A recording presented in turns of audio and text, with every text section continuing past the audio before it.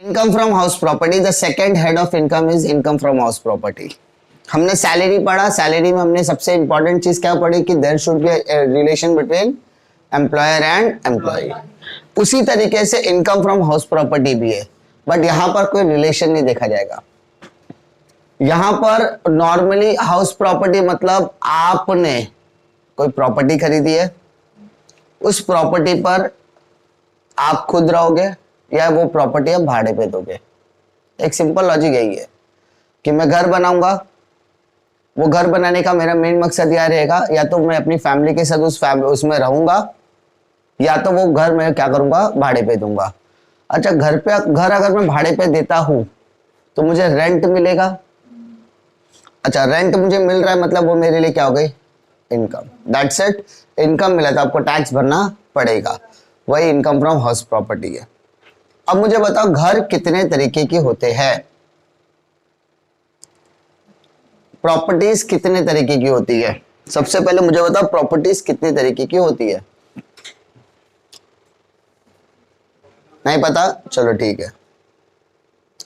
अब थोड़ा सा उसको सिंप्लीफाइड तरीके से स्टेप बाय स्टेप जाता हूं। आपको रेंट कब मिलेगा, जब आप भाड़े पे दोगे, ठीक है। एग्जाम्पल देता हूं मैं तो समझाता हूं। सबसे पहले मैं क्या करता हूं, समझ लो मिस्टर ए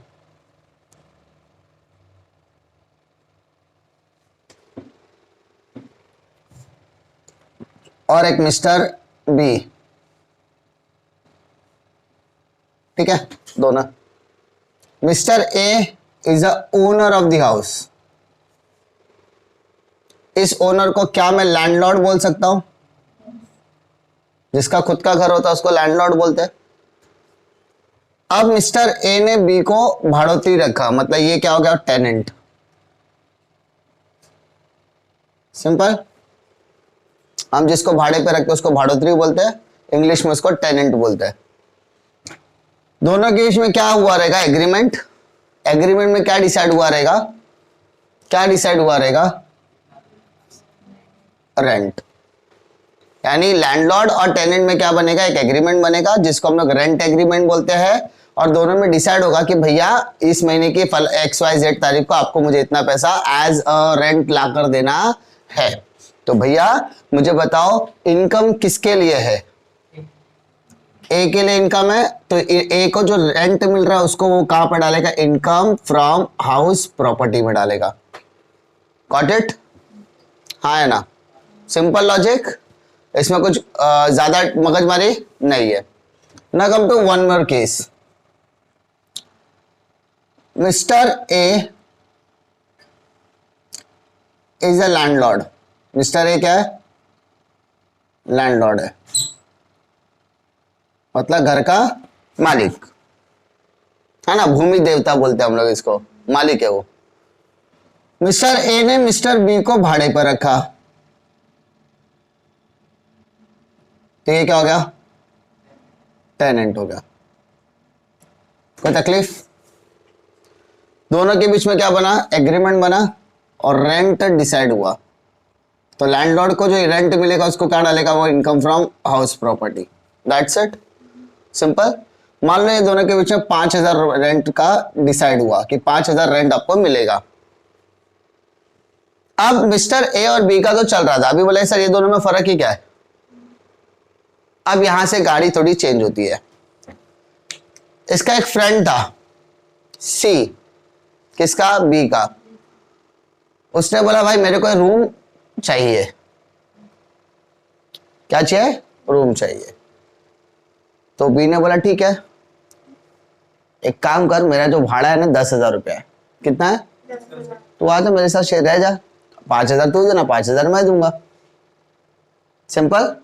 तो बी ने क्या किया, अपने फ्रेंड को बुलाया जिसका नाम क्या था, मिस्टर सी। अब मिस्टर सी भी क्या आ गया रहने के लिए, तो इसको हम लोग बोलेंगे सब टेनेंट बोलेंगे। क्या बोलेंगे, भाड़ोत्री है वो, भाड़ोत्री का भाड़ोत्री है, भाड़ोत्री का भाड़ोत्री है। बी और सी में क्या रिलेशन बन रहा है कि भाई साहब बी भी क्या लेगा, रेंट लेगा। बी क्या ले रहा है, रेंट ले रहा है, ठीक है। और मिस्टर बी जो है मिस्टर सी से कितना रेंट ले रहा है? 5,000 रुपया। सिंपल।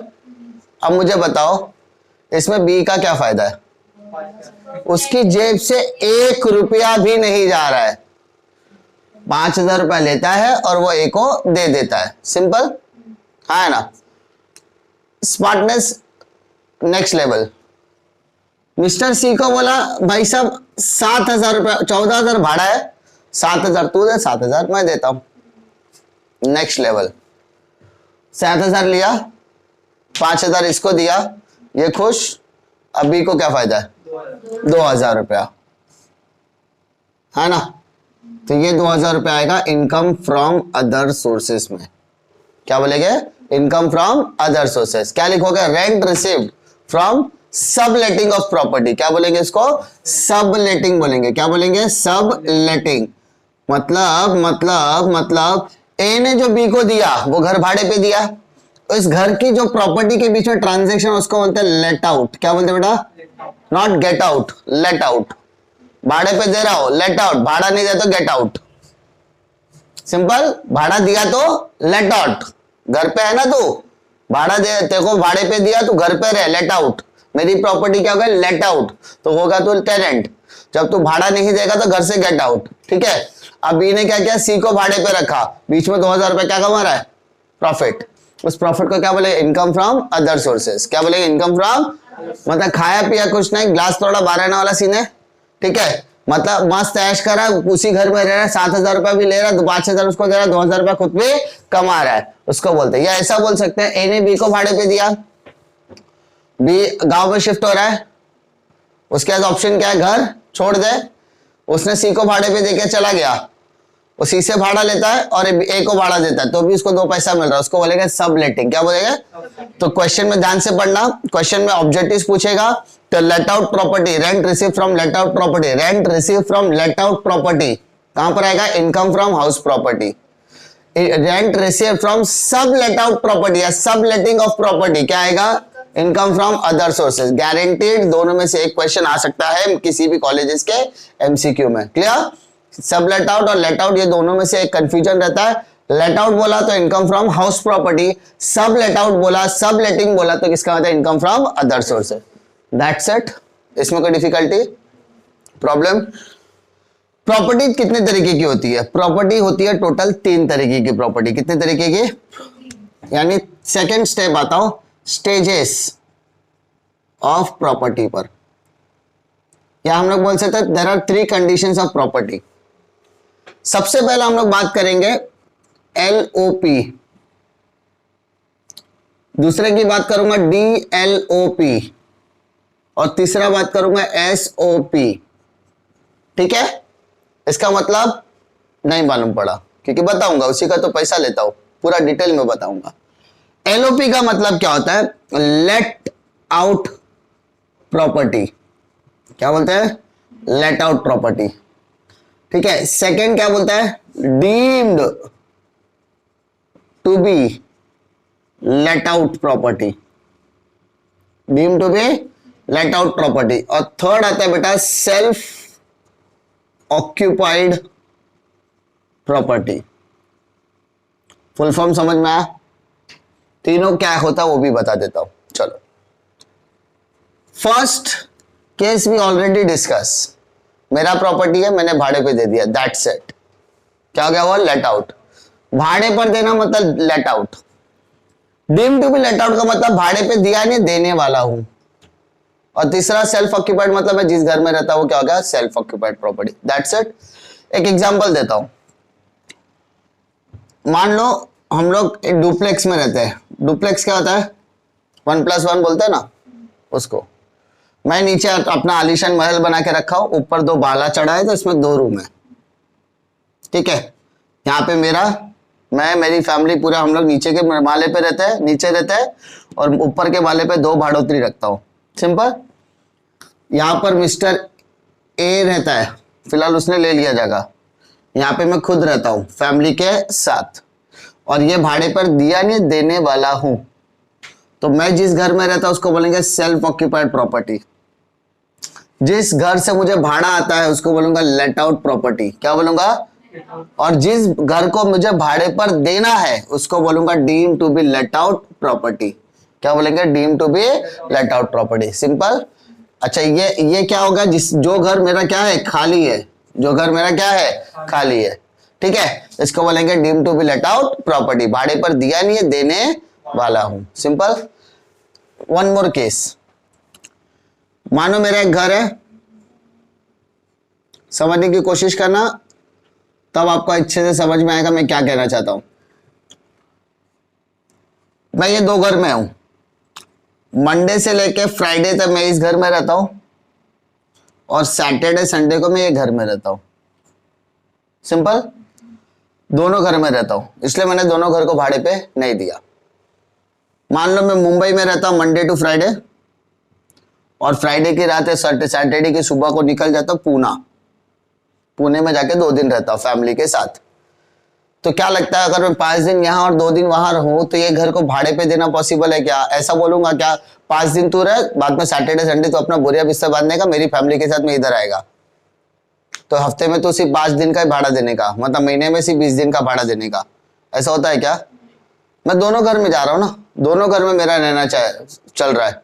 तो ऐसे हालत में मैं दोनों घर भाड़े पे दे सकता हूँ क्या?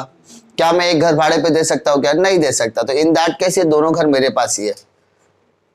तो क्या दोनों को सेल्फ ऑक्यूपाइड प्रॉपर्टी बोलेंगे? यस, बोल सकते हैं। तो अब बताओ, क्या आप एक साथ दोनों घर में रहते हो? अगर आप मुंबई में हो और मुंबई में ही आपकी 2 जगह पे प्रॉपर्टी है तो क्या दोनों घर में एक साथ रहते हैं? Not possible. अब बोलोगे मेरा एक घर सांता क्रूज में, दूसरा घर खार में है, तो क्या दोनों घर में साथ में रहते हैं? Not possible. ये तो मैं 2 डिफरेंट लोकेशंस बता दिया। अभी आप सांता क्रूज के अंदर भी 2 डिफरेंट एरिया में, एक वोकोला में, कलीना में रहता है, तो क्या आप दोनों घर में रहते हो? नहीं। तो इसका मतलब एक टाइम पे एक इंसान एक ही घर में रह सकता है। सिंपल सी बात है, लॉजिक यही बोलता है। इन दैट केस हाउस प्रॉपर्टी का कॉन्सेप्ट क्या कहता है कि भैया जब कोई भी इंसान है वो घर में रहता है, वो अपने ही घर में रह रहा है, अपने ही घर मतलब उसके ही घर का है, भाड़े पे नहीं। We are not talking about भाड़े पे रह रहा हूं। मैं भाड़े पे रहूंगा तो मेरा थोड़ी ना हाउस प्रॉपर्टी का इनकम है, मैं भाड़ा दे रहा हूं, तो मेरा इनकम किधर से हुआ? मैं किसकी बात कर रहा हूं? मेरे खुद के घर की बात कर रहा हूं। अब मैं खुद के घर में रह रहा हूं, 2 जगह पे रह रहा हूं, पॉसिबल तो है नहीं। तो इनकम टैक्स का हाउस प्रॉपर्टी वाला रूल क्या कहता है कि आप 2 में से एक घर में रह सकते हो, एक पे नहीं रह सकते हो। तो आपको इसमें से एक घर को सेल्फ ऑक्यूपाइड को डील करना है और एक को आपको लेट आउट डिक्लेयर करना है। मतलब आपको डिक्लेयर करना है, क्या डिक्लेयर करना है? क्या कौन सी प्रॉपर्टी आपकी सेल्फ ऑक्यूपाइड प्रॉपर्टी है, कौन सी प्रॉपर्टी आपके लेट आउट प्रॉपर्टी है? सर लेट आउट बोले ही नहीं सकते ना, क्योंकि भाड़े पे तो दिया ही नहीं है मैंने। तो इसका मतलब उसको बोलेंगे deemed to be let out. क्या बोलेंगे? Deemed to be let out. भाड़े पे दिया नहीं है, मान लो कि हम भाड़े पे दे सकते हैं। सिंपल। वापस बोल रहा हूं, जब एक इंसान एक साथ 2 घर में नहीं रह सकता, हाउस प्रॉपर्टी का रूल क्लियरली कहता है कि आपको अपने रेसिडेंशियल स्टेटस, आपके इनकम टैक्स कैलकुलेशंस वगैरह जब सबमिट करोगे तो आपको एक घर को सेल्फ ऑक्यूपाइड डिक्लेयर करना पड़ेगा और दूसरे घर को आप मतलब कोई आपको क्या करना है? Deemed to be let out declare करना है। अब सबसे इंपॉर्टेंट चीज क्या आती है? कैसे करेंगे डिक्लेयर? एक मां के 2 बेटे, एक मां के 2 बेटे, एक बड़ा एक छोटा, तो दोनों अलग है क्या? मां के लिए तो बेटा बेटा ही है। भेदभाव कर सकते हैं क्या? नहीं। भेदभाव कर सकते हैं क्या अपन? नहीं, तू बड़ा है तेरी प्रॉपर्टी, छोटा है तो तू प्रॉपर्टी नहीं लेगा, ऐसा होता है क्या? तो वैसा ही हाउस प्रॉपर्टी में भी है। तो उन्होंने क्या क्या क्राइटेरिया बनाया कि आप अपने सेल्फ ऑक्यूपाइड प्रॉपर्टी या deemed to be let out property कब डिक्लेयर कर सकते हैं। तब इन दैट केस आपको जीएवी कैलकुलेट करना है। क्या कैलकुलेट करना है? GAV calculation. वापस बोल रहा हूं बेटा मैं, कैलकुलेशन ऑफ जीएवी का कैलकुलेशन कब आएगा कब नहीं आएगा। वापस बोल रहा हूं बेटा, ध्यान से सुना। मैं जो बोल रहा हूं बहुत सोच समझ के बोल रहा हूं, बहुत अच्छे से समझाने की कोशिश कर रहा हूं। कैलकुलेशन ऑफ जीएवी हम कब करेंगे? जब हमारे पास 2 घर है और हम ऐसा दावा कर हम दोनों ही घर में रहते हैं। हम ऐसा दावा कर रहे हैं हम दोनों ही घर में रहते हैं, तब ये हाउस प्रॉपर्टी का रूल क्या कहता है कि आपको उसमें से एक को एसओपी डिक्लेयर करना पड़ेगा और एक को डीएलओपी डिक्लेयर करना पड़ेगा, क्योंकि लेट आउट तो डिक्लेयर नहीं कर सकते क्योंकि भाड़े पे तो दिया ही नहीं है। तो इन दैट केस आपको किसके ऊपर कैलकुलेशन करना है? जीएवी। जीएवी का मतलब क्या होता है? Gross annual value. अब मैं जो जो चीज समझाऊंगा वो सारी चीजें आपके थ्योरी के पॉइंट ऑफ व्यू से भी इंपॉर्टेंट है और सम के पॉइंट ऑफ व्यू से इंपॉर्टेंट है, ठीक है। तो gross annual value, gross annual value क्या कहती है? सबसे पहला म्युनिसिपल वैल्यू, क्या बोला बेटा? म्युनिसिपल वैल्यू और fair rent, whichever is higher, whichever is higher, दोनों में से जो ज्यादा रहेगा उसको यहां लिखेगा मैं। Compare with standard rent, whichever is lower, क्या हुआ? लोअर। सिंपल। इस लोअर को मैं बोलूंगा रीजनेबल लेटिंग वैल्यू। क्या बोलूंगा? रीजनेबल लेटिंग वैल्यू। अब एमसीक्यू के पॉइंट ऑफ व्यू से है तो उसको डिटेल में मैं बताने की कोशिश करूंगा। रीजनेबल लेटिंग वैल्यू, सिंपल। इस रीजनेबल लेटिंग वैल्यू को आप एक्सपेक्टेड रेंट भी कहते हो, ठीक है। पूरे कान खुले करके सुनना, ठीक है। कंपेयर विद द, जब कंपैरिजन की बात है कि GAV calculation will be the part of your MCQ. आपको फेयर रेंट दिया रहेगा, आपको म्युनिसिपल वैल्यूएशन दिया रहेगा, आपको स्टैंडर्ड रेंट दिया रहेगा, आपको एक्चुअल रेंट दिया रहेगा, बोलेगा कैलकुलेट जीएवी, तो आपको निकालने बोल सकता है। और it will take hardly 30 seconds, 30 second से भी कम टाइम लेगा अगर आप लोग कैलकुलेटर या दिमाग भी लगाएंगे तो, क्योंकि आपको स्टेप याद रहेगा, ठीक है। तो रीजनेबल लेटिंग वैल्यू को हम क्या बोलते हैं? Expected rent. Compare with the actual rent, compare with the actual rent, whichever is higher, whichever is higher, simple. अब मोटा मोटा समझाता हूं, बाद में डिटेल में समझाता हूं। अब दोनों में से जो हायर रहेगा वो मेरा क्या हो गया? जीएवी। क्या होगा मेरा? जिसका जीएवी, जिसका गांव सबसे ज्यादा, उसका भाव सबसे ज्यादा। क्या बोला? समझ में आया? गांव मतलब, गांव मतलब ग्रॉस एनुअल वैल्यू। समझाने का तरीका, जिसका गांव सबसे ज्यादा उसका भाव सबसे ज्यादा, जिसका भाव सबसे ज्यादा वो मेरा एसओपी, वो मेरा एसओपी। जिसका गांव सबसे कम उसका भाव सबसे कम, जिसका भाव सबसे कम वो मेरा लेट आउट प्रॉपर्टी, सिंपल। जिसका जीएवी हायर है वो क्या करूंगा? एसओपी डिक्लेयर करूंगा। जिसका जीएवी कम है उसको मैं क्या डिक्लेयर करूंगा? डीएलओपी। क्या डिक्लेयर करूंगा? डीएलओपी। अंडरस्टूड? हाँ या ना? इसमें कोई डिफिकल्टी? फिलहाल हम लोगों को इस तरीके के कैलकुलेशन हार्डली पूछा जाएगा। हार्डली मतलब इट विल एक्सपेक्ट ओनली 0.001%, मतलब लेस देन 0.99 बोलते हैं ना, उससे बहुत बहुत कम चांसेस है, बिकॉज वो लेवल अलग है, ठीक है। लेकिन बता दिया हूं कि अगर दो जीएवी दिया रहेगा तो जिसकी जीएवी हायर है वो जीएवी मेरी क्या हो जाएगी? एसओपी की। जिसकी जीएवी कम है वो मेरी लेट आउट की जीएवी हो जाए, ठीक है। हमको क्या किया रहेगा? हमको क्वेश्चन में क्लियरली बोला रहेगा कि ये मेरा सेल्फ ऑक्यूपाइड प्रॉपर्टी है, मेरा लेट आउट प्रॉपर्टी है एंड मेरा एक deem to be let out property है, ठीक है। जिस प्रॉपर्टी में को हमने सेल्फ ऑक्यूपाइड प्रॉपर्टी डिक्लेयर किया है, जिस प्रॉपर्टी को मैंने सेल्फ ऑक्यूपाइड प्रॉपर्टी डिक्लेयर किया हुआ है, उसका जीएवी हमेशा नील होगा। क्या बोला मैंने? वापस बोल रहा हूं। When, या ऐसा बोलूंगा, GAV of self occupied property will always be understood। क्या बोला मैंने? GAV of SOP, SOP मतलब सेल्फ। सर क्यों? रीजन तो बताओ। हम खुद के प्रॉपर्टी में रहते हैं, है किसी में दम आके भाड़ा लेके जा मेरे से, मैं तो खरीदा हूं ना, भाड़ा ही नहीं दूंगा, जब मैं भाड़ा ही नहीं दूंगा तो मैं जीएवी क्यों कैलकुलेट करूं? सिंपल, वापस बोल रहा हूं।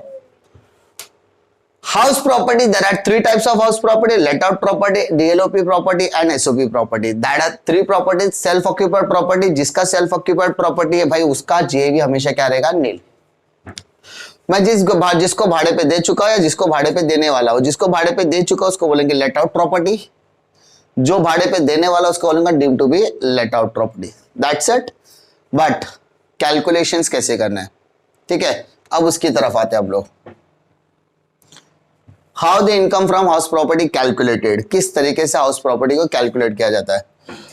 आई होप आपको इसमें ये पार्ट में कोई डिफिकल्टी नहीं आएगी। पहले क्या जीएबी में किसी को दिक्कत है क्या?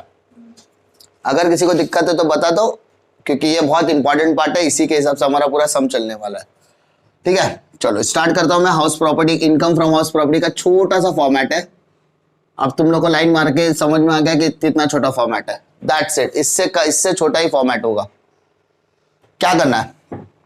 Particular amount, income from house property, calculation of income from house property, computation of income from house property, name of the CC, सब कुछ लिखना आता है आपको। सिंपल। मुद्दे की बात, सबसे टॉप पर आपको लिखना है ग्रॉस एनुअल वैल्यू। क्या मैंने आपको ग्रॉस एनुअल वैल्यू कैलकुलेट करना सिखाया है? हाँ, अभी तो डिस्कस किया। अभी simple. Less municipal taxes paid और बॉर्न बाय ओनर। क्या बोला मैंने? ध्यान से सुनना। क्या लिखा मैंने? Municipal taxes paid and borne by owner. What do you mean by born?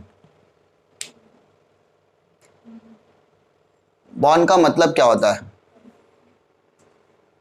Municipal taxes paid by owner, मतलब म्युनिसिपल टैक्सेस कौन पे करेगा? ओनर पे करेगा। उसके खाते में भी लिखा जाएगा। बॉन्ड मतलब उसको ही पे करना है, अगर उसने नहीं पे किया तो उसके खाते पे लिख दिया जाएगा। इन शॉर्ट, एक एग्जांपल, मिस्टर ए ने बी को भाड़े पे दे दिया। सिंपल। म्युनिसिपैलिटी वाले आ गए, बी को बोले इस घर का म्युनिसिपल टैक्सेस नहीं पे किया गया है। तो बी ने बोला नहीं पे किया गया तो इसमें मेरा प्रॉब्लम नहीं है, प्रॉपर्टी किसकी? ए की। तो हु इज गोइंग टू पे द बिल? ए भरेगा, मैं क्यों भरूं? तो उसने बोला नहीं, घर हम क्या करेंगे, डिमोलिश करेंगे या कुछ भी करेंगे, हम इस पे लीगल एक्शंस वगैरह करेंगे। उसने बी ने बोला मैं गिव मी अ सेकेंड, बात तो कर लूं ओनर से। उसने ए को कॉल लगाया। कॉल के दो एस्पेक्ट बताता हूं, पहले एस्पेक्ट पे जाता हूं, बाद में दूसरा एस्पेक्ट। पहला, उसने कॉल पिक किया, उसने कॉल पिक नहीं किया। अगर लैंडलॉर्ड ए ने कॉल पिक किया तो पिक करने पे दो पॉसिबिलिटी। वापस बोल रहा हूं, पहले पिक नहीं किया तो क्या होगा, पिक किया तो क्या होगा, दो पॉसिबिलिटी बता रहा हूं। ए ने कॉल पिक किया, उससे बात हुई कि म्युनिसिपल टैक्सेस पेड करने के लिए आया है।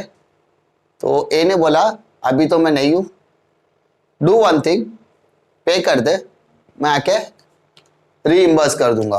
What do you mean by reimburse? पहले तू दे दे, आकर मैं दे दूंगा। सिंपल। अब मुझे बताओ, अब म्युनिसिपल टैक्सेस कौन दे रहा है? बी दे रहा है। Municipal taxes is paid by B. किसने पे किया? बी ने।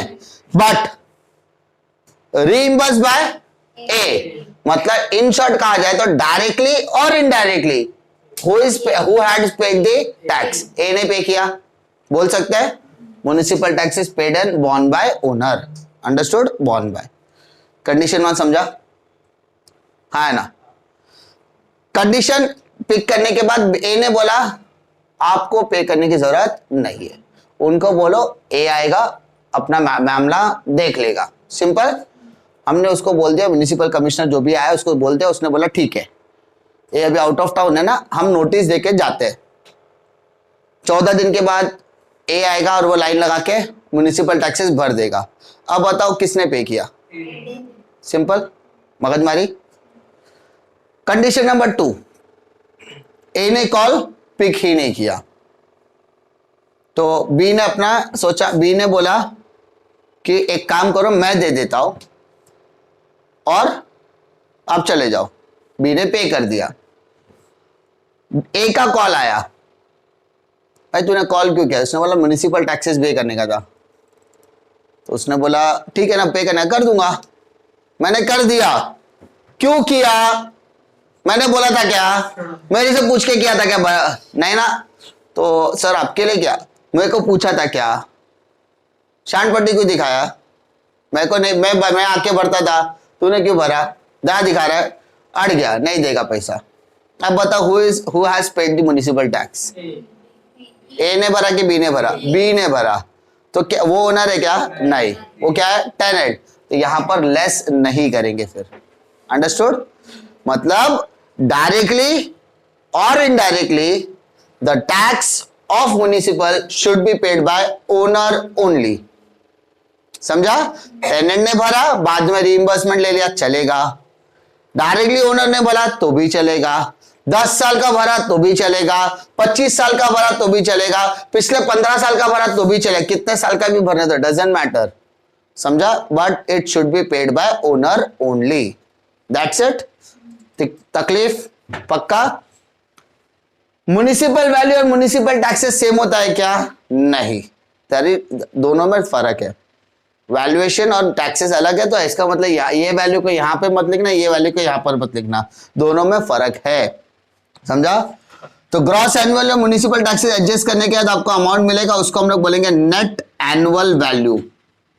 क्या बोलेंगे बेटा? नेट एनुअल वैल्यू, जिसको हम लोग प्यार से नाव बोलते हैं। नाव क्या बोलेंगे?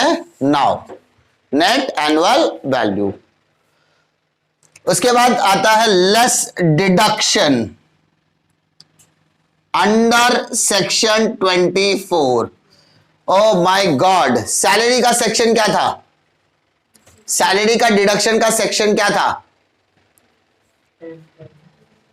16। तो हाउस प्रॉपर्टी का 24। मैंने आपको वहां पर लॉजिक भी समझा था एक मैजिक के साथ, कि हमको भगवान ने 24 घंटे दिए, 8 घंटा अपना क्रियाकलाप करने का, भगवान ने काम करने के लिए कितने घंटे भेजा है? 16। तो डिडक्शन कितना मिलेगा? 16 का। वैसे ही घर हम खरीदते हैं तो 1 घंटे 2 घंटे के लिए खरीदते हैं कि महीने भर के लिए खरीदते हैं? महीना भर के लिए खरीदते हैं, रेंट पर रहता है, जैसा भी जो भी है कार्यक्रम। रेंट अब तुम चाहे 24 घंटा रहो या 1 घंटा रहो, भाड़ा तो आपको 24 घंटे का ही देना पड़ेगा। Deduction under section 24।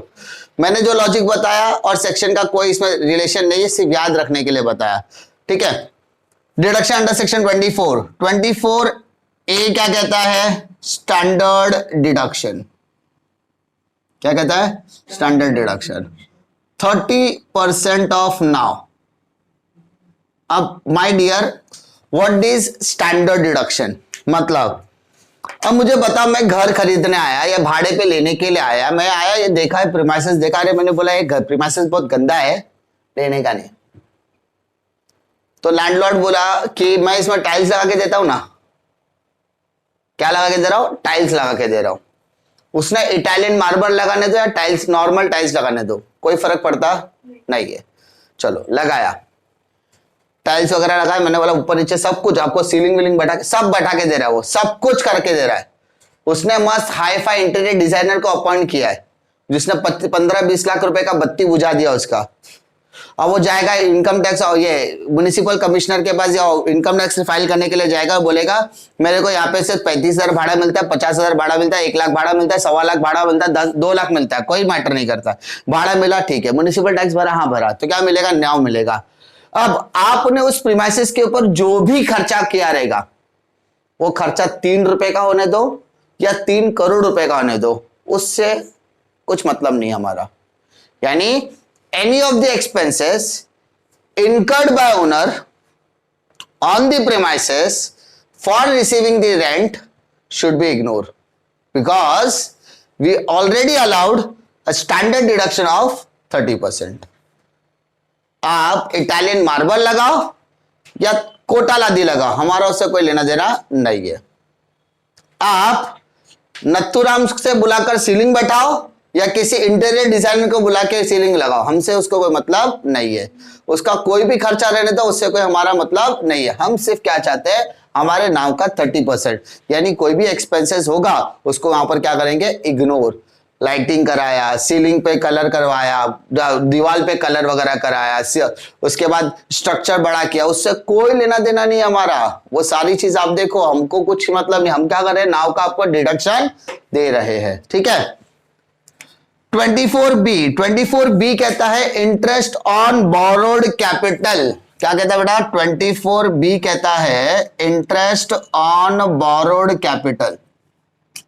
आपने घर खरीदने के लिए भाड़ा कुछ तो लिया रहेगा, लोन वगैरह लिया रहेगा ना। कोई कोई होता है कि लोन पे घर लेता है, तो उस लोन पे घर लेने के बाद उसका इंटरेस्ट तो पे करना पड़ेगा। अब वो घर आप क्यों लेंगे, मतलब आप सॉरी लोन क्यों लेंगे, घर खरीदने के लिए। Purchase of house, construction of house, reconstruction of house, repairing, simple. आपने घर को रेनोवेट करने के लिए भी लोन लिया रहेगा, डजेंट मैटर। आपने कोई भी क्या आप घर के लिए लोन लिया ना, तो वो इसके ऊपर जो भी इंटरेस्ट लगेगा वो आपका इंटरेस्ट ऑन बोरोड कैपिटल में एज ए डिडक्शन आएगा, और सब प्लस माइनस करने के बाद आपको जो फाइनल अमाउंट मिलेगा उसको बोलेंगे इनकम फ्रॉम हाउस प्रॉपर्टी। समझा, मोटा मोटा समझा। अब थोड़ा सा वापस आता हूं। आपने घर खरीदने के लिए लोन लिया, अब लोन लेने के बाद आपको हर साल क्या पे करना पड़ता है, या हर महीने क्या पे करना पड़ता है आपको। आपने लोन लिया घर के लिए, घर परचेस करने के लिए आपने लोन लिया, उस लोन को रीपे करने के लिए आप हर महीने क्या पे करते हो, EMI। सिंपल सी बात है, क्या पे करते हैं आप, EMI, जिसको हम लोग क्या बोलते हैं, इजी मंथली इंस्टॉलमेंट। तकलीफ, इस EMI के अंदर दो चीजें इन्वॉल्व होती है, एक आपका प्रिंसिपल अमाउंट है ना, और दूसरा आपका इंटरेस्ट, मुद्दल और ब्याज दोनों। पता चला से ब्याज ही देंगे तो मुद्दल कब देंगे, मेन जो अमाउंट रहता है जितना हमने बोरो किया। तो प्रिंसिपल और इंटरेस्ट, तो जो प्रिंसिपल का डिडक्शन रहेगा वो आपको 80C के अंदर मिलेगा। किसके अंदर मिलेगा, 80C, अंडर सेक्शन 80C के अंदर डिडक्शन मिलेगा।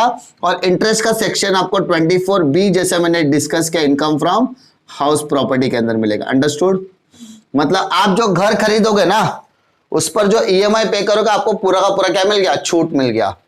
समझा, कैसे मिलेगा, आपका जो प्रिंसिपल वैल्यू है वो आपको अंडर सेक्शन 80C के अंदर मिलेगा। डिडक्शन का सेक्शन है वो, हम लोग जब डिडक्शन का चैप्टर पढ़ेंगे ना बेटा, उसमें डिटेल में अंडर सेक्शन 80C डिस्कस करेंगे।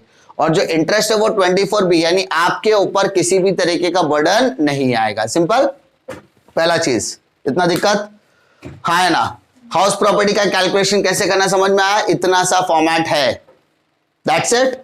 अब आ जाओ, हमने कुछ बेसिक चीजें डिस्कस की थी। क्या, there are 3 types of property, SOP, LOP और DLOP, जिसमें से हमने क्या डिस्कस किया कि GAV of SOP will be always nail. तो बाकी के प्रॉपर्टी का क्या, तो बाकी के प्रॉपर्टी का कैलकुलेशन करेंगे। कैलकुलेशन करने का जो भी GAV आएगा उसको उधर लिखना पड़ेगा। अच्छा GAV, अब मैं डिस्कस कर रहा हूं SOP की बात कर रहा हूं, किसकी बात कर रहा हूं, SOP। ध्यान से सुनना, SOP के लिए क्या बोल रहा हूं, क्या लिखा, GAV ऑफ SOP इज नील, तो यहाँ पे नील हो गया, जिसका यही नील है। म्युनिसिपल टैक्सेस भी क्या हो गया, नील, जिसका म्युनिसिपल टैक्स नील हो गया उसका NAV भी क्या हो गया, नील, जिसका NAV नील उसका स्टैंडर्ड डिडक्शन भी क्या हो गया, नील। तो बचा क्या, इंटरेस्ट ऑन बोरोड कैपिटल। मतलब अगर आपका प्रॉपर्टी SOP है, क्या है, SOP, आप जिस घर में रहते हो उस घर पे आपको GAV भी नहीं देना है, टैक्सेस भी नहीं देना है, NAV भी नहीं देना है, स्टैंडर्ड डिडक्शन भी नहीं देना, सिर्फ आपको क्या देना है, interest on borrowed capital, that's it, है ना। लेकिन जिस घर में को आपने भाड़े पर दिया है, जिससे आपको क्या मिल रहा है, रेंट मिलता है, क्या मिल रहा है, रेंट। अच्छा, घर दिया मतलब सर वो कमर्शियल पर्पस कि रेसिडेंशियल पर्पस, ये भी तो इंपॉर्टेंट है। मैंने मेरा घर भाड़े पे दिया, मेरा प्रॉपर्टी मैंने भाड़े पर दिया, अब उससे भाड़ा मिल रहा है ना। अब उस प्रीमाइसेस में लोग रह रहे हैं या बिजनेस कर रहे हैं, भाड़ा, मुझे तो किससे मतलब है, भाड़े से। तुम रहो या बिजनेस करो, उससे मेरा लेना देना नहीं है, ठीक है। पहला चीज क्लियर करना, लेट आउट मतलब भाड़े पे रहो या खुद रहो, खुद से मतलब नहीं है, उसको रेंट मिल रहा, दैट्स इट। अब लेट आउट क्या, भाड़े पर दिया, तो जीएवी कैलकुलेट होगा क्या, हाँ, कैसे होगा, ये चीजों से। Clear. Municipal tax fair rent whichever is higher compare with the standard whichever is lower, जिसको हम लोग क्या लेंगे, आरएलवी। फिर आरएलवी और एक्चुअल रेंट दोनों कंपेयर होगा। बता दोनों में से हायर क्या होगा, दोनों में से हायर क्या होगा, हायर, हायर, दोनों में से हायर क्या होगा सर, आरएलवी हायर होगा। क्यों, एक्चुअल रेंट हायर नहीं हो सकता, दोनों में से कुछ भी हायर हो सकता है ना। अगर मेरा एक्चुअल रेंट हायर है तो वही मेरा जीएवी हो जाएगा, हाँ है ना। लेकिन अगर मेरा आरएलवी हायर है, मतलब expected rent is higher, expected rent is higher, तब क्यों हायर है वो देखने का। तो अपने को सिर्फ क्वेश्चन में एक वर्ड देखना है, वैकेंट। वैकेंट मतलब खाली, घर खाली है क्या, ठीक है। अगर ये वर्ड नहीं मिलता, इसका मतलब वो अदर रीजन में गया। कौन से रीजन में गया, अदर। अगर वैकेंसी है तो एक्चुअल रेंट बिकम जीएवी, और अगर कोई और रीजन है तो RLV become GAV. It is too complicated to understand, थोड़ा सा कॉम्प्लिकेटेड रहता है, बताता हूं सिंपल भाषा में। मानो इस रूम का प्रीमाइसेस 30,000 पर मंथ है, कितना है, 30,000। कैलकुलेटर तैयार रखना जरा। अगर मैं रेंट का 30,000 पर मंथ डिसाइड करता हूं, तो मैं क्या सोचता हूं कि रेंट कितने महीने का मिलना चाहिए, 12 महीने का, क्योंकि साल में 12 महीने होते हैं ना। तो 30,000 इंटू 12, 3,60,000। समझना थोड़ा सा। मैंने सोचा है रूम को है ना भाड़े पे दे दो, साल का 3,60,000 तो किधर नहीं गया, simple. What I am expecting, 3,60,000। तो it is my expected rent, RLV. Now try to understand, 3,60,000। But कोई भी ऐरा गहरा नत्थु खेरा आपके पास आकर 30,000 क्यों देगा, पहला चीज वो भी है। You are expecting 3,60,000 as a rent for the per whole year, ठीक है, वो आपकी एक्सपेक्टेशंस है। मैं गया, मैं बात किया, तो उन्होंने क्या बोला कि मैंने बातचीत क्या बोला, 26 में डन करेगा, वो भी रेडी हो गए 26। तो 26,000 इंटू 12 कितना हुआ,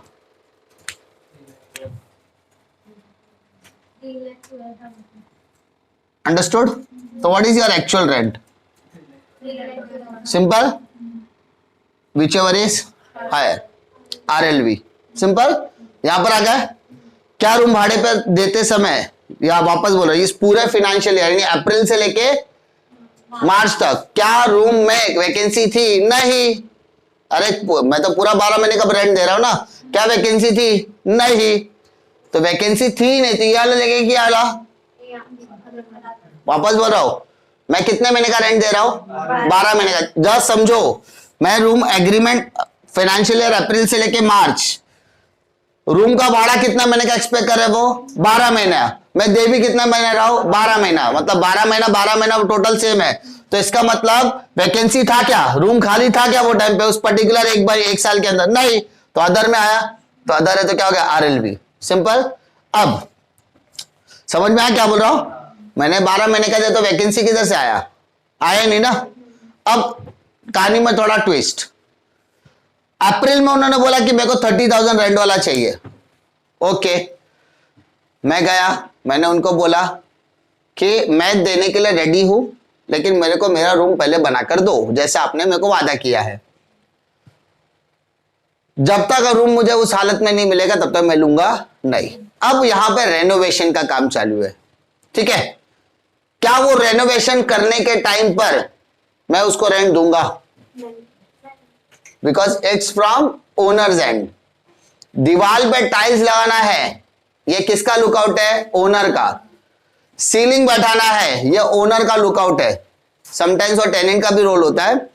टाइल्स बैठाना है, वो ओनर का लुकआउट है। तो ओनर के टाइम, यहां से जो टाइम पीरियड आया वो ओनर का। देखो एक और सिंपल सी बात बताता हूं, ओनर ने बोला मेरे को 30,000 रेंट चाहिए, अभी तक मेरे को 25 में था, अब 30 करता हूं, तो उसके लिए रूम बनाया। रूम उन्होंने बनाया अप्रैल मंथ में, अप्रैल और मई 2 महीना क्या रेनोवेशन में। क्या उस रेनोवेशन टाइम में कोई आया रहेगा? लॉजिक। अप्रैल और मई में कोई नहीं आया। मई के एंडिंग में एक बंदा आया जिसने भाड़े पर ले लिया रूम, उसने बोला 30,000 के हिसाब से मैं लेता हूं, कोई तकलीफ नहीं, लेकिन रूम अच्छा है तो 30,000 चलेगा। तो अब वो अप्रैल से भाड़ा देगा या जून से? तो कितना महीने का भाड़ा देगा? क्या बोल रहा समझ में आया? अप्रैल में रेनोवेशन के लिए रूम आया, अप्रैल में रेनोवेशन चालू हुआ, मई में खत्म होने की कगार पर आ गया। जैसे रूम खत्म होने की कगार पर आया, एक बंदा आया, उसने बोला मैं ये रूम लेने के लिए रेडी हूं। कितना रेंट है? बोला 30,000 है। तो 30 इंटू 12 देगा या 10 मंथ्स देगा? वो कितने भी दे, हमारे एकेडमिक ईयर में, हमारे जो फाइनेंशियल ईयर में, वो खत्म कब हो रहा? मार्च, जून, जुलाई, अगस्त, सितंबर, अक्टूबर, नवंबर, दिसंबर, जनवरी, फरवरी, मार्च, 10 महीने हुआ। एग्रीमेंट तुम बोले 11 महीने का बनता है, बनने देना भाई। हमारा फाइनेंशियल ईयर तो कितने महीने का? 12, जिसमें से 2 महीना रूम क्या था? खाली, तो बचा कितना? 10। यानी 30 इंटू 10 किया तो कितना हो गया? 3 लाख। अब whichever is higher, whichever is higher, RLV higher है, मतलब वापस इधर आ गए। अब क्या उस पर्टिकुलर 12 महीने के पीरियड में वैकेंसी थी? हाँ वैकेंसी थी, 2 महीना रूम रेनोवेशन में गया था ना, तो उस रेनोवेशन की वजह से हमारा ये 3 लाख रुपया हो जाएगा GAV।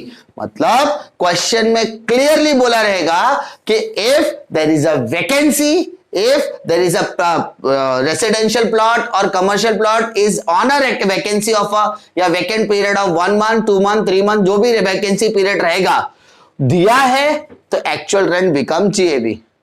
If nothing is given तो RLV बिकम GAV। हाँ ना। अब कंडीशन, अभी तो हम लोग किसकी बात कर रहे थे? RLV की बात कर रहे थे। हायर होगा, लोअर होगा। हायर क्यों था? क्योंकि एक्सपेक्टेड रेंट इज हायर। अब हम लोग बात करते हैं एक्चुअल रेंट कैसे हायर हो सकता है। उन्होंने बोला 15,000 रुपया रेंट एक्सपेक्टेड है। कितना? 15,000 रुपया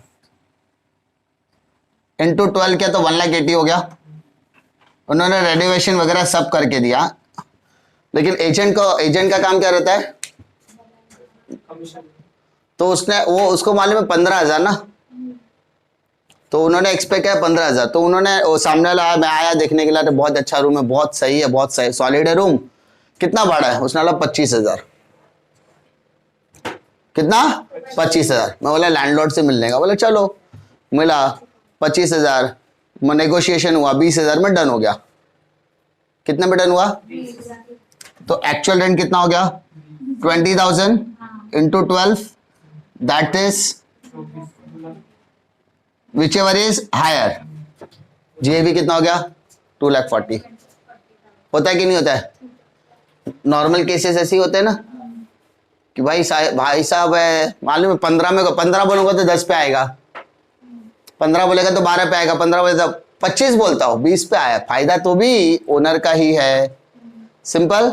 तो इस लुकआउट से हाउस प्रॉपर्टी देखी जाती है। ठीक है, इस हाउस प्रॉपर्टी का समराइज करता हूं, इतना ही पार्ट आपको कहीं ना कहीं देखने के लिए मिलेगा। Other than this, interest on borrowed capital जैसे MCQ में आएगा या कहीं पर आएगा तो उसको और डिटेल में एक्सप्लेन करूंगा, अदरवाइज इतना सफिशिएंट होता है। ठीक है, वापस बोलता हूं, अगर लैंडलॉर्ड ने भाड़े पर दिया तो उसको जो इनकम मिलेगी वो होगी इनकम फ्रॉम हाउस प्रॉपर्टी। किसी भी जगह को भाड़े पर देने का मतलब क्या होता है?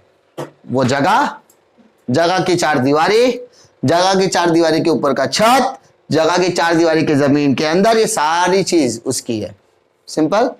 पॉइंट नंबर 2, लैंडलॉर्ड ने टेनेंट को दिया और टेनेंट ने वापस किसी और को भाड़े पर दिया तो उसको बोलते हैं सबलेटिंग। क्या बोलते हैं उसको? सबलेटिंग। ओके, पाप नहीं किया, चलता है, it is a normal course of business, कर सकता है वो, कोई भी कर सकता है। बस फर्क क्या है कि जो सामने वाली पार्टी हो गई सब टेनेंट हो गई, अब उससे भाड़ा लेगा और वो एक को भाड़ा दे रहा है, तो बीच में जो 2,000 रुपया प्रॉफिट कमा रहा है वो क्या? Income from other sources. That's it. There are 3 types of property. जिस घर में मैं रहता वो सेल्फ ऑक्यूपाइड प्रॉपर्टी, जिस घर को मैंने भाड़े पर दिया वो लेट आउट प्रॉपर्टी, और जिस घर को मैंने अभी तक भाड़े पे नहीं दिया है लेकिन देने की इच्छा रखता हूं, deem to be let out property. अगर कोई इंसान एक साथ 2 घर में रहता है तो उसे अपनी प्रॉपर्टी को में एक सेल्फ ऑक्यूपाइड प्रॉपर्टी, दूसरे को डीएलओपी डिक्लेयर करना पड़ेगा। तो for that we need to calculate GAV, क्योंकि पैसा तो आना ही है, ठीक है। तो जीएवी और फॉर एसओपी, एसओपी मतलब self occupied property always be nil, यानी जिस घर में आप रहते हो उसका जीएवी हमेशा क्या रहेगा, नील रहेगा। पहला चीज समझ में आया।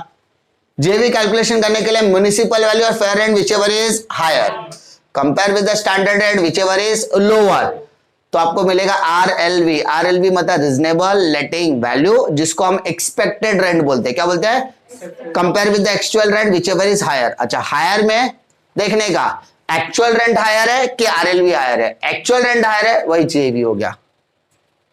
आरएलवी हायर है तो आरएलवी में देखने का क्वेश्चन में वैकेंसी वर्ड दिया है क्या, वैकेंट वर्ड दिया है क्या? वैकेंट वर्ड दिया है तो RLV become GAV, actual rent become GAV. और वैकेंसी के अलावा कुछ और वर्ड कुछ भी नहीं है, मतलब वैकेंसी मेंशन ही नहीं किया है, तो अदर केसेस में RLV become GAV. That's it, हाँ है ना। अब फॉर्मेट में आते हैं, तो income from house property calculate करने के लिए पहले GAV less municipal taxes paid and borne by owner, minus करने के क्या बनेगा, net annual value. There are two deduction under section 24 A कहता है standard deduction of 30% of NAV, मतलब आपने उस प्रॉपर्टी के ऊपर जो भी खर्चा वगैरह किया रहेगा उसके ऊपर हम लोग क्या करेंगे, इग्नोर मारेंगे। और 24 बी कहता है इंटरेस्ट ऑन बोरोड कैपिटल, सब प्लस माइनस करने के बाद आपको जो अमाउंट मिलेगा उसको बोलेंगे income from house property. Understood? इतना पर्टिकुलर पार्ट आपका इनकम फ्रॉम हाउस प्रॉपर्टी का हिस्सा बन जाएगा। क्या एक सम के अंदर सेल्फ ऑक्यूपाइड प्रॉपर्टी, एलओपी और डीएलओपी तीनों दे सकता है? The answer is yes. But क्या एक ही क्वेश्चन के अंदर तीनों एमसीक्यूज में दे सकता है? The answer is no. आपको एमसीक्यू सॉल्व करने के लिए तीनों का आंसर एक साथ देगा नहीं, लेकिन आपको इस तरीके से पूछा जा सकता है, क्या जीएवी ऑफ एसओपी, एलओपी और DLOP, SOP 15,000, LOP 20,000, DLOP 30,000, what is the total GAV should be mention in house property? बताओ आपकी जीएवी कितनी होगी? टोटल जीएवी आपकी कितनी होगी? टोटल जीएवी आपकी कितनी होगी? Only 50,000, because GAV of SOP is always nil. समझा? या income from house property, income from house property, income from house property of SOP minus 15,000, DLOP 15,000 and LOP 10,000. तो what is the net income from house property? ये minus होगा तो बचा कितना? 10,000, तो हो गया आंसर। क्या इनकम फ्रॉम एसओपी यानी एसओपी का हाउस प्रॉपर्टी नेगेटिव आ सकता है? The answer is yes, because 0 0 0 0 बचा एक ही अमाउंट ना, तो अकेला अमाउंट नेगेटिव रहेगा तो आंसर भी नेगेटिव में आएगा। तो एसओपी का जो अकेला रहेगा वो हमेशा नेगेटिव आता है। अगर क्वेश्चन में business sorry interest on borrowed capital दिया है तो डिफिकल्टी। उसके अलावा म्युनिसिपल टैक्सेस वाला केस जो है वो भी आपको एमसीक्यूज के लिए पूछा जा सकता है। चौथा, standard deduction on income from house property is dash percentage of NAV, कितना? 30%। Standard deduction of income from salary is 50,000। Simple. Deduction under section 24 deals with dash income from house property. Deduction under section 16 deals with dash income from salary. समझा? इस तरीके से आपको questions पूछा जाएगा। Understood? Difficulty इसमें